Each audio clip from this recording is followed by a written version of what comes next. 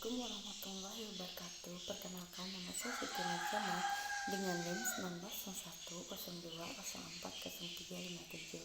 Di sini saya akan membahas tentang konsep dasar perbankan syariah di Indonesia. Yang pertama, saya akan membahas tentang muamalah dalam Islam. Jadi muamalah dalam Islam ini yaitu ada dua. Yang pertama, syariah dan fikihnya.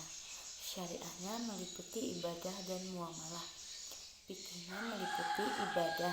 Yang pertama,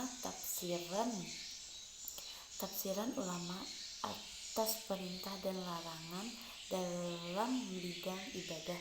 Yang kedua, muamalah, yaitu tafsiran ulama atas perintah dan larangan dalam muamalah. Lanjut, yaitu konsep kepemilikan dalam Islam. Yang pertama, setiap manusia memerlukan harta untuk mencukupi kebutuhan hidupnya. Yang kedua, usaha untuk memperoleh harta dengan cara bekerja.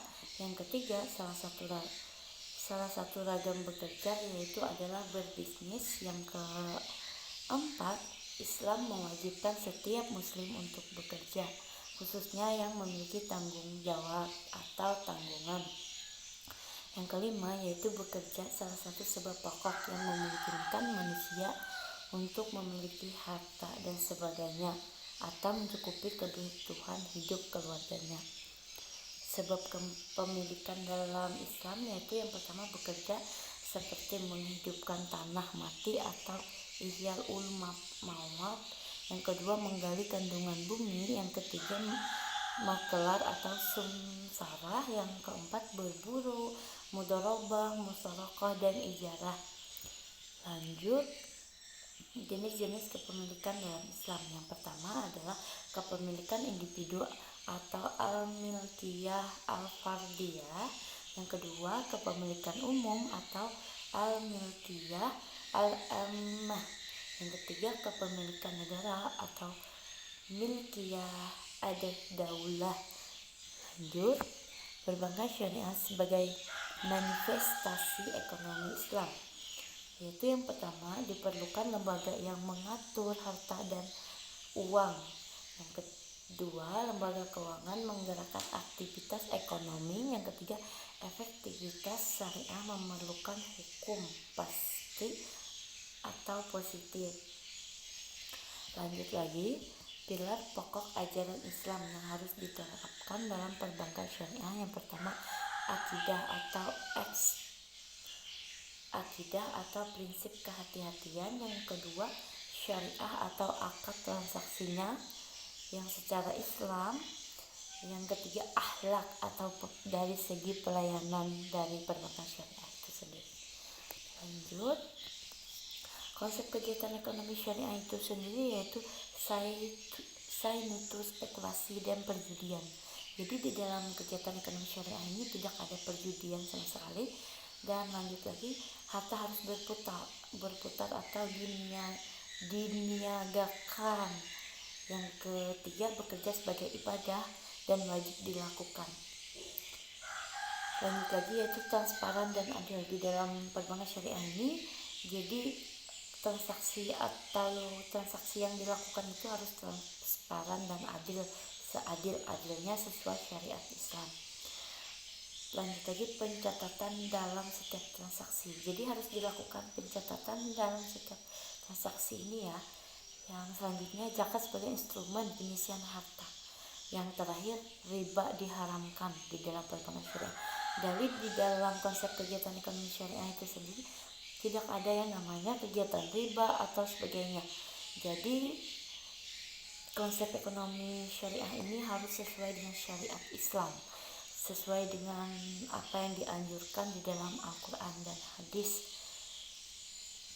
Lanjut, efektivitas hukum perbankan syariah itu sendiri yaitu yang kedua, perbankan syariah agar dapat berlaku dan berjalan efektif maka hukum harus bersifat tetap. Kedua, hukum yang baru diketahui oleh masyarakat. Yang ketiga, hukum yang baru tidak saling bertentangan satu sama lain. Yang keempat, tidak berlaku surut. Yang kelima, hukum yang baru mengandung nilai filosofis, yuridis, dan sosiologis. Yang keenam, dihindari terlalu sering perubahan hukum, karena di dalam hukum syariah ini dihindari sekali yang namanya banyak sekali perubahan hukum. Jadi di dalam perbankan syariah ini jarang sekali yang ada yang sering melakukan perubahan hukum itu sendiri. Yang ketujuh, memperhatikan budaya hukum masyarakat dalam penerapannya. Yang kedelapan, dibuat secara tertulis oleh instansi atau lembaga yang berwenang. Lanjut dengan materi kedua, yaitu evolusi undang-undang dalam perkembangan hukum perbankan syariah, yaitu perkembangan regulasi perbankan di Indonesia. Yang pertama ada Undang-Undang Nomor 14 Tahun 1967 tentang pokok-pokok perbankan. Yang kedua di deregulasi 1 Juni 1983. Yang ketiga Faktor 1988. Selanjutnya Undang-Undang Nomor 7 Tahun 1992 tentang perbankan.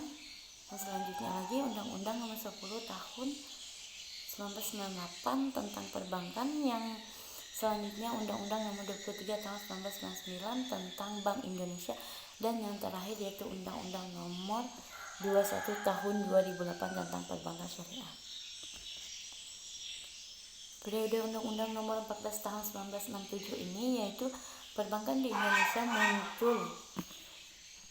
muncul pada masa penjajahan Belanda. Yaitu yang selanjutnya lagi De Java Bank NV tanggal 10 Oktober tahun 1827, yaitu muncullah Undang-Undang De Java atau Bank Week 1872. Yang selanjutnya lagi masa kemerdekaan De Java Bank menjadi Bank Indonesia. Jadi Bank Indonesia itu menjadi Bank Indonesianya pada tahun 1991 dan naik lagi ke tingkatan Undang-Undang Nomor 14 Tahun 1967 tentang pokok-pokok perbankan. Yang selanjutnya lagi isi Undang-Undang Nomor 14 Tahun 1967 yaitu pengaturan mengenai pengertian kredit, usaha perbankan yang ada pada masa itu, yaitu perbankan konvensional operasional menggunakan sistem kredit. Yang ketiga yaitu tidak mungkin melaksanakan kredit tanpa mengambil bunga. Yang keempat, tidak dimungkinkan perbuatan perbankan syariah untuk didirikan.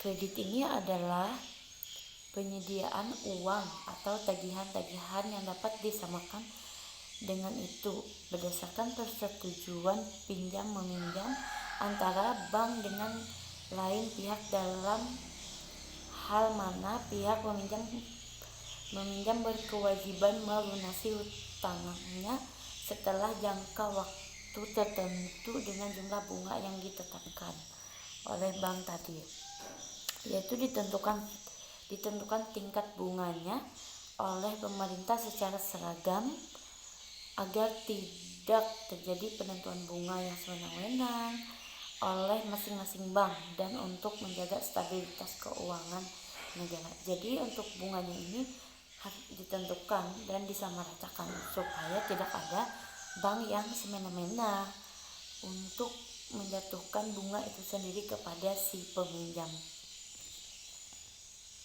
Jadi periode deregulasi 1 Juni 1983 ini ada 3 macam, yaitu yang pertama, Bank Indonesia memberikan keleluasaan kepada bank-bank yang menetapkan suku bunga kredit dan penghimpunan dana. Yang kedua, penghapusan pagu kredit dan sistem kredit selektif disertai dengan subsidi bunga. Yang ketiga yaitu menyebabkan tingkat inflasi yang tinggi dan menyebabkan kondisi perbankan tidak bisa memobilisasi dananya dengan baik, yaitu Faktor 1988 atau Paket 27 Oktober 1998. Yang pertama, izin pembukaan kantor cabang atau pendirian BPR dipermudah dengan persyaratan modal ringan. Yang kedua, Bank Indonesia mengizinkan patungan antar bank asing dengan bank swasta nasional atau joint venture dengan kompensasi kepemilikan asing maksimal 85% dan minimum 15% bank nasional. Model modal minimum bank campuran sebesar 50 miliar rupiah. Jadi, yang kedua penurunan giro wajib minimum atau GWM dari 15% hutang lancar menjadi 25% dari total dana pihak ketiga atau DPK. Yang selanjutnya, nomor 3, bank boleh melakukan diferensiasi produk dalam bentuk tabungan dan deposito. Sebelumnya hanya ada Tabanas dan Taska. Yang keempat, kemudahan bagi bank swasta mendapatkan perdagangan valuta asing. Dampak dari faktor 1988 ini menjadi yang pertama, pemerintah memberikan kemudahan membuka kantor bank. Yang kedua, peraturan yang memberikan kepastian hukum. Yang ketiga, jumlah bank swasta bertambah banyak. Yang keempat, tingkat persaingan bank yang semakin kuat. Yang kelima, kepercayaan masyarakat terhadap bank ini semakin meningkat karena tadi ada perlindungan hukum, pemerintah memberikan kemudahan untuk membuka kantor bank. Yang kelima, mobilisasi dana melalui sektor perbankan ini yang semakin besar sekali karena ya tadi banyak sekali perlindungan hukumnya. Jadi kepercayaan masyarakat itu ada meningkat dan masyarakat itu percaya bahwa bank ini ada perlindungan hukumnya. Jadi mereka tidak ragu-ragu lagi untuk menyimpan dana di bank itu sendiri. Terima kasih. Sekian penyampaian materi dari saya, Siti Mujana. Kurang lebihnya mohon maaf. Wabillahi taufiq wal hidayah. Wassalamualaikum warahmatullahi wabarakatuh.